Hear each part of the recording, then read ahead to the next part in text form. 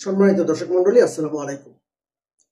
দীর্ঘ প্রতীক্ষার পর নানা চড়াই উতরাই পেরিয়ে শেষ পর্যন্ত 17 তারিখে জুলাই সনদ স্বাক্ষরিত হয়েছে। সেখানে একটি দল শুধু প্রতারিত হয়ে সে এর থেকে ছিটকে পড়েছে, আদারওয়াইজ মূল শক্তি সবাই কিন্তু স্বাক্ষর করেছে।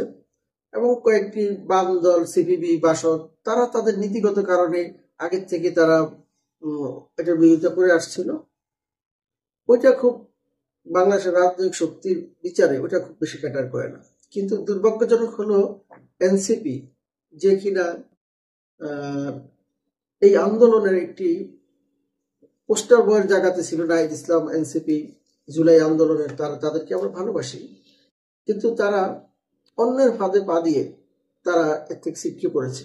যদিও তারা সেটা এখন রিকভারি করার চেষ্টা করতেছে, কিন্তু তারা বয়সে কম হওয়ার কারণে অথবা অন্য একটি দল যারা এরকম ডিগবাজি দেওয়াতে অভ্যস্ত, তাদের ফাঁদে পা দিয়ে তারা কিন্তু আসলে রাজনৈতিকভাবে অনেকটা পিছিয়ে পড়েছে।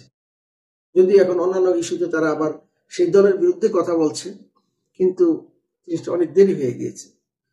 পাশাপাশি সেই সময়ে আপনারা দেখেছেন যে জনাব সালাউদ্দিন আহমেদের একটি বক্তব্য কেন্দ্র করে তারা ক্ষমা চাওয়ার কথা বলেছে, কিন্তু সালাউদ্দিন আহমেদের সেই পাল্টা বক্তব্যে ওইটাও ম্লান হয়ে গেছে। তিনি বলেছিলেন যে আসলে যারা প্রকৃত জুলাই যোদ্ধা, তারা জুলাই সনদ অনুষ্ঠানে এই ধরনের বিশৃঙ্খলা করতে পারে না, এরা অবশ্যই আওয়ামী লীগের দোষর। এবং এটাই সত্যি।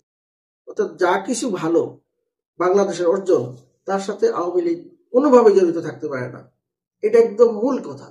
এবং এই যে অর্জনটুকুকে নষ্ট করার জন্য আওয়ামী লীগ, তার পিছনের দোষের ভারত, তারা তো চেষ্টা করবেই। কিন্তু এনসিপি কে কি ভারত বা আওয়ামী লীগ ল্যাং মারলো? তা তো না। কারা মেরেছে এটা কিন্তু আপনারা জানেন। আপনারা কারা মেরেছে সেই বিষয়টা আপনারা আমাদের কমেন্টসে লিখতে পারেন। সে পর্যন্ত ভালো থাকুন, সুস্থ থাকুন। আল্লাহ হাফেজ।